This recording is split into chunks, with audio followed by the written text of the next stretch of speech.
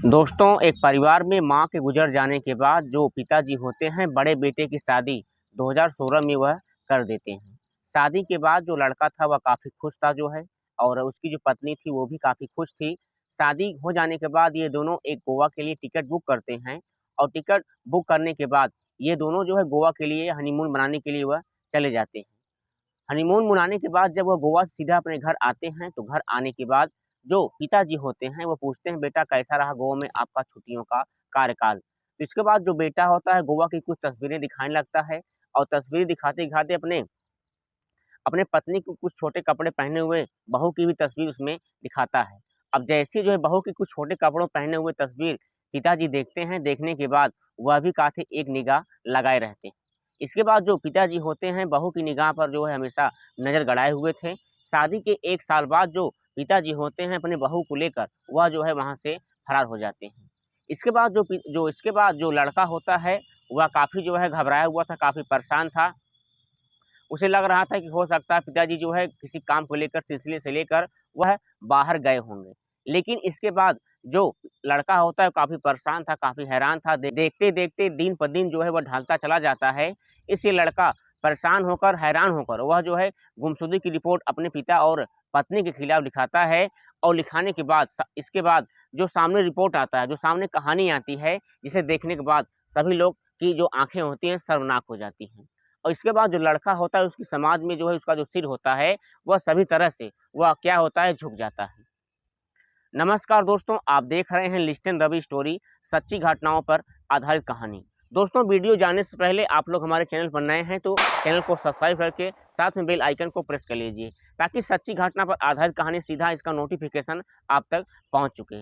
दोस्तों चलिए आपको ले चलते हैं कहानी की तरफ। दोस्तों, इस कहानी की शुरुआत होती है उत्तर प्रदेश से। बात कर रहा हूँ उत्तर प्रदेश का एक ज़िला लगता है बदायूं, और बदायूं सिटी से 7 किलोमीटर की दूरी पर बदचौली एक क्षेत्र पड़ता है, और इसी क्षेत्र के अंतर्गत एक प्रताप नाम के व्यक्ति रहते हैं। प्रताप नाम के जो व्यक्ति रहते थे इनके जो है एक पत्नी थी। पत्नी की कुछ तबीयत के कारण जो है इनकी पत्नी की मृत्यु हो जाती है। जब इनकी पत्नी की मृत्यु हो जाती है तो खाना पीना बनाने में बेटा और पिताजी को काफ़ी दिक्कत हो रही थी। इसके बाद जो पिताजी होते हैं अपने बड़े लड़के की शादी जो है वजीरगंज में वह कर देते हैं। वजीरगंज में शादी करने के बाद जो लड़की थी उस जिस लड़की से लड़के की शादी हो रही थी उस लड़के का नाम था कृष्णमोहन, और जिस लड़की की शादी हो रही थी उस लड़की का नाम था सुमित्रा। सुमित्रा और मोहन जो है इस शादी से काफ़ी खुश होते हैं। और इधर हम बात करें जो लड़की थी जिसका नाम सुमित्रा होता है, वो सुमित्रा के भी माता पिता जो है काफ़ी कई वर्षों से वह गुजर चुके थे। इसके बाद जो उसके चाचा और चाची थे यही जो है सुमित्रा को पढ़ाते हैं, लिखाते हैं, और एक अलग से नया जीवन देते हैं। इसके बाद जो सुमित्रा थी वो काफ़ी पढ़ती है, काफ़ी लिखती है। इसके बाद जब ये बड़ी हो जाती है तो इसकी शादी जो है प्रताप के लड़के कृष्णमोहन से इसकी शादी इसके चाचा और चाची कर देते हैं। अगर फिलहाल हम इसकी पढ़ाई लिखाई की बात करें, जो सुमित्रा होती है वह काफ़ी कम पढ़ी लिखी थी, इसलिए इसकी सोचने और समझने की जो क्षमता थी काफ़ी कम होती है। जैसे ही जो इन दोनों की शादी हो जाती है, शादी से ये दोनों काफ़ी खुश होते हैं, काफ़ी अच्छे ढंग से अपनी ज़िंदगी को व्यतीत कर रहे होते हैं। इसके बाद शादी जो है खत्म होने के बाद ये दोनों घर आते हैं। घर आने के बाद ये जो है हनीमून मनाने के लिए गोवा जाते हैं, और गोवा जाने के बाद ये दोनों अपना एक होटल बुक करते हैं। होटल बुक करने के बाद वहाँ पर रहते हैं, और रहने के बाद सुबह ये लोग सैर करने के लिए चले जाते हैं।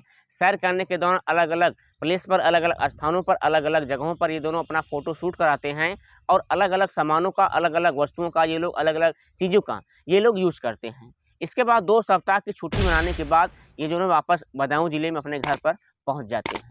अब जैसे ही ये लोग अपने घर पर पहुंचते हैं तो जो पिताजी होते हैं वह पूछते हैं, बेटा कृष्णमोहन बताओ हनीमून का कार्यकाल कैसा रहा? तो वो जो अपने पिता से बेहिचक जो है बताने की वो सारी बात को बताता है।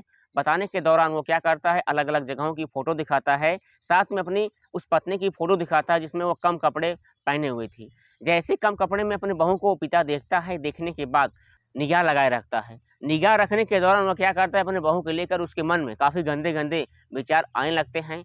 जब काफ़ी गंदे-गंदे विचार आने लगते हैं, वह उस विचार को पूरा करने के लिए वह हर संभव से उस फेर को पूरा करने के लिए वो कोशिश में लगा रहता है। इसके बाद जो है काफ़ी ढंग से जो जीवन था काफ़ी अच्छा चल रहा था, काफ़ी अच्छे ढंग से सभी लोग जीवन को व्यतीत कर रहे होते हैं। लेकिन इधर हम पिता की बात करें तो इसके मन में कुछ और ही चल रहा होता है। इसके बाद जो इसका बड़ा लड़का था जिसका नाम कृष्ण मोहन था, वह ऑफिस चला जाता है। ऑफिस जाने के बाद यह क्या करता है, अपने बहू से सारा दिन बात करता है, सारा दिन बात करता है। बात करते-करते सबसे पहले उसको अपने प्रेम जाल में फँसाता है और प्रेम जाल फँसाने के बाद यह जो है अपने घर से बहू को लेकर वह फरार हो जाता है। अब जैसे अपने घर से बहू को लेकर फरार हो जाता है, तो इसका जो बेटा होता है जिसका नाम कृष्ण मोहन था, वह ड्यूटी खत्म कर जैसे ही वह घर पर आता है, देखता है पिता और बहू दोनों घर पर नहीं होते हैं। इसके बाद वह क्या सोचता है कि हो सकता है किसी काम के सिलसिले को लेकर ये लोग बाहर गए होंगे, अभी आ जाएँगे। देखते-देखते शाम हो जाता है, शाम होते-होते सुबह हो जाती है, लेकिन पिता और बहू का कहीं भी अता-पता नहीं चलता है। इसके बाद जो बेटा होता है काफ़ी परेशान था, काफ़ी हैरान था, इसलिए जो वह क्या करता है, वह आस-पास लोगों की मदद से जो है कुछ ढूँढने का प्रयास करता है, कुछ पता करने की प्रयास करता है, लेकिन आस-पास में कहीं लोगों की पता नहीं चलता है। वह हर जगह से ढूँढ कर परेशान कर वह हैरान हो जाता है और 1 साल बाद देखते-देखते साल भर का वक़्त गुज़र जाता है। इसके बाद 2018 में बदायूं जिला के अंतर्गत जो थाना लगता है, उस थाने में आकर गुमशुदगी की रिपोर्ट दर्ज कराता है। अब जैसे ही गुमशुदगी का रिपोर्ट दर्ज कराता है, तो जो पुलिस होते हैं, ये भी वाक़ सुनने के बाद उनके पैरों तले ज़मीन खिसक जाती है। इसके बाद जो पुलिस होते हैं, वह क्या करते हैं, इस मामले की छानबीन करना शुरू कर देते हैं। अब जैसे ही इस मामले की छानबीन करना शुरू कर देते हैं, तो जो पुलिस वाले होते हैं, हर एक ज़िले में इसका जो है फ्लैश कर देते हैं, ताकि किसी भी जानकारी मिले, तो ऐसी घटना हमारे पास बताइएगा। इसके बाद देखते-देखते कुछ दिन बाद संभलगंज जिले में पिता और बहू को पकड़ा जाता है और संभलगंज जिले सीधा उसे वजीरगंज थाने में लेकर आते हैं। वजीरगंज थाने में जैसे लेकर आते हैं, तो आने के बाद जो इसके ऊपर केस किया जाता है, केस करने के दौरान इसे कोर्ट में पेश किया जाता है। अब जैसे ही कोर्ट में पेश किया जाता है, जो पत्नी सुमित्रा है, वह बताती है कि जो है हमारा जो पति हमें काफ़ी परेशान करता है, इसकी दिमागी स्थिति ठीक नहीं है, इसलिए मैं इसके पिता से प्यार करती हूँ और उसके साथ रहना चाहती हूँ। इसके बाद वह बताती है कि मैंने जो है कोर्ट में जो है कानूनी तरीके से मैंने इसके साथ शादी कर लिया है और शादी करने के बाद इनका जो है एक बेटा भी इनसे पैदा हुआ है, मैं इन्हीं के साथ रहना चाहती हूँ। इसके बाद जो कोर्ट के न्यायाधीश होते हैं, कुछ प्रमाण पत्र को देखते हैं और देखने के बाद उसे जो है कानूनन तौर से छोड़ देते हैं और उसे जाने की इजाज़त दे देते हैं। दोस्तों, इतना बात सुनने के बाद जो गाँव के लोग होते हैं, जो गाँव के बुजुर्ग होते हैं, जो आस-पास की जनता होती है, उसकी सुनने के बाद पैरों तले ज़मीन खिसक जाती है। दोस्तों, पिता, बहू और इस लड़के के बारे में आप लोगों की राय क्या है? कमेंट सेक्शन में ज़रूर लिखें और ऐसे अमेजिंग इन्फॉर्मेशन वीडियो के लिए हमारे इस चैनल को सब्सक्राइब कर लीजिए, ताकि सीधा इसका नोटिफिकेशन आप तक पहुंच चुके। और दोस्तों, अगर आप लोग इंस्टाग्राम पर देख रहे हैं, तो मुझे फॉलो करना मत भूलिए। मिलते हैं एक नई लेटेस्ट कहानी के साथ, तब तक के लिए जय हिंद।